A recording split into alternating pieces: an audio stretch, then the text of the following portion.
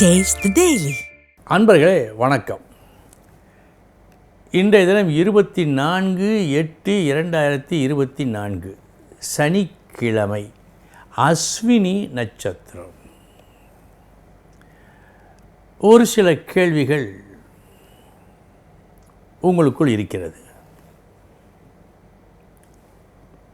தென்மேற்கு, வடகிழக்கு,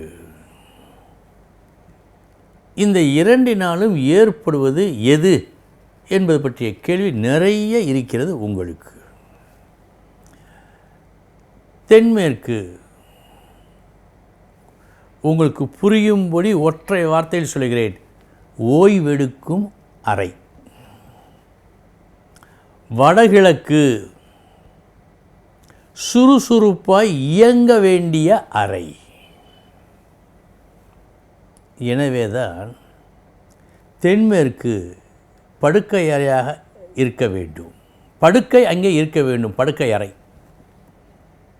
இந்த வடகிழக்கு படிக்கும் அல்லது பூஜை அறையாக இருக்க வேண்டும் என்ற ஒரு கோட்பாடு வாஸ்துவில் உண்டு.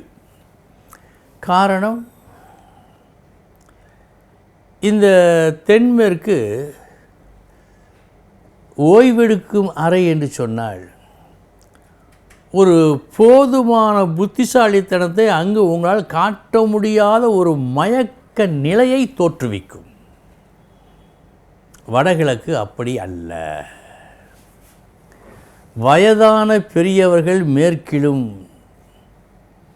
சிறு குழந்தைகள் வடகிழக்கிலும் இருத்தல் நல்லது என்று வாஸ்து சொல்லுகிறது.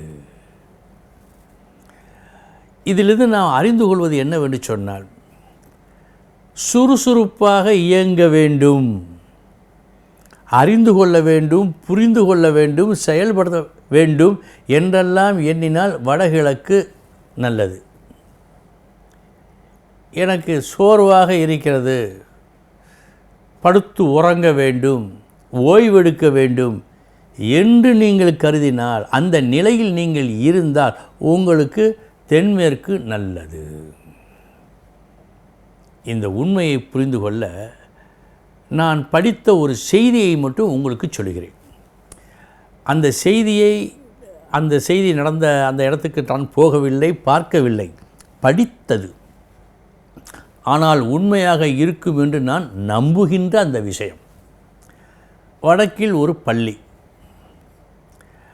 அந்த பள்ளியில் வடகிழக்கு அறை, தென்மேற்கு அறை. இந்த வடகிழக்கில் அறையில் இருக்கின்ற மாணவர்கள் அத்தனை பேரும் பல ஆண்டுகளாக நல்ல மதிப்பெண்களை பெற்று வந்தார்கள். ஆனால் தென்மேற்கில் இருக்கின்ற குழந்தைகள் படிப்பில் அவ்வளவு தேர்ச்சி பெறவில்லை. இது ஓராண்டு ஈராண்டாக அல்ல, கிட்டத்தட்ட 15-16 ஆண்டுகளாக நடைபெற்றதாக ஒரு செய்தி.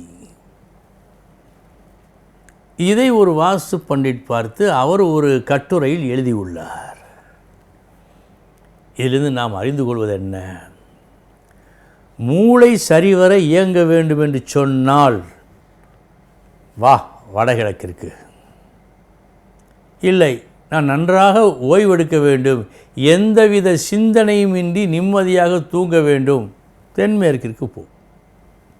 ஆக இந்த இடம் எந்த வேலையை செய்யும் என்று அறிந்து கொள்ள வேண்டும். முதலில் அறிவுக்கு, செயலுக்கு வடகிழக்கு, ஓய்வுக்கு தென்மேற்கு. அன்பர்களே, இப்பொழுது தெளிவு ஏற்பட்டிருக்கும் என்று நினைக்கின்றேன். இனி 12 ராசிகளுக்கு உண்டான பலன்களை பார்ப்போம்.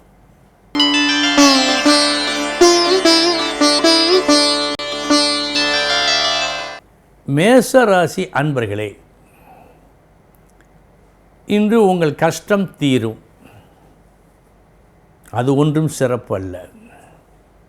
பின் எது சிறப்பு? அந்த கஷ்டத்தை தனி ஒரு மனிதனாக நின்று நீங்கள் தீர்ப்பீர்கள். இதுதான் விசேஷம்.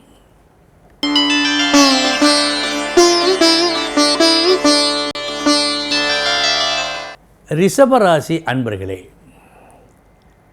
மனதிலே ஒரு இனம் தெரியாத ஒரு குழப்பம், பயம் இன்று உங்களுக்கு உண்டு. இந்த பயமும் குழப்பமும் நாளைய தினத்தை நினைத்து ஏற்படுவதாக இருக்கும்.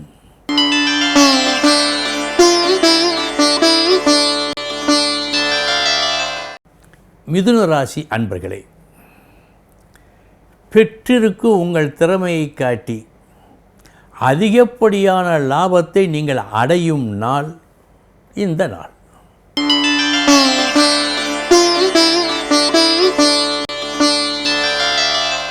கடக ராசி அன்பர்களே, முயற்சி உடையோர் இகழ்ச்சி அடையார். இந்த மூதுரைக்கு இன்று உங்களது அனுபவமே சாட்சியாக இருக்கும். நல்ல நாள் இந்த நாள்.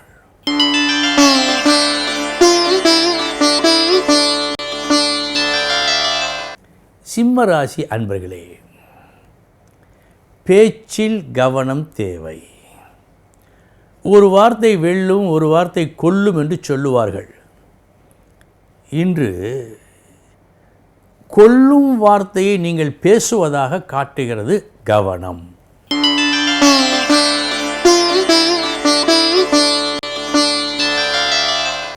கன்னி ராசி அன்பர்களே, திடீரென்று ஒரு புது சூழலில் தள்ளப்படுவீர்கள் நீங்கள். ஆனால் புத்திசாலித்தனமாக எப்படி நடந்து கொள்ள வேண்டும் என்ற தெளிவினையும் பெறுவீர்கள். வந்துவிட்ட ஆபத்தை சமாளிக்கும் நாள் இந்த நாள்.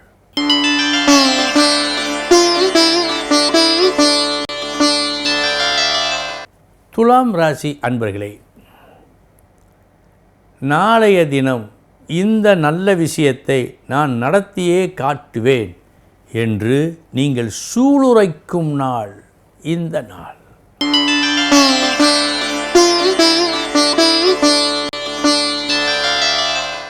விருச்சக ராசி அன்பர்களே, நிறைந்த லாபத்தை பெறுவீர்கள். இந்த லாபத்தை பெறுவதற்கு கஷ்டமும் உண்டு. நீங்கள் பெற்றிருக்கும் அனுபவமும் உதவும். மொத்தத்தில் லாபம் பெறுவீர்கள்.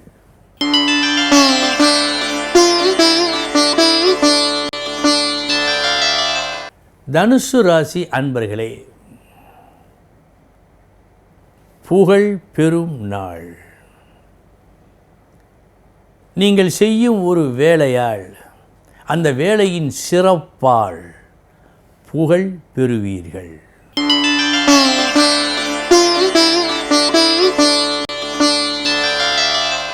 மகர ராசி அன்பர்களே,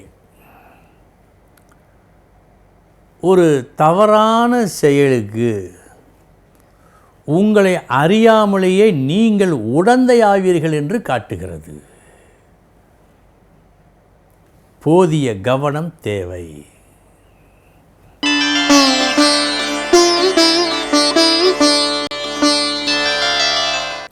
கும்பராசி அன்பர்களே, ஒரு புது முயற்சியில், புது செயலில் உங்கள் மனம் ஈர்க்கப்படுகிறது. செயல் புரிகின்றீர்கள்.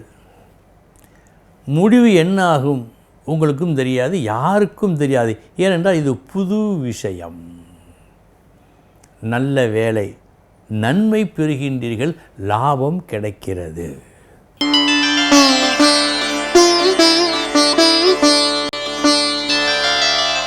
மீனராசி அன்பர்களே, நற்புகழ் உண்டு, ஒரு உயர்வு உண்டு. இந்த உயர்வு உங்களது பேச்சால் அமையும். இன்றைய தினம் உங்கள் பேச்சை கேட்பவர்கள் அந்த பேச்சுக்கு மயங்குவார்கள். அன்பர்களே, இதுவரை 12 ராசிகளுக்கு உண்டான பலன்களை பார்த்தோம். நாளைய தினம் முக்கிய செய்தியோடு சந்திக்கிறேன். வணக்கம். Taste the Daily.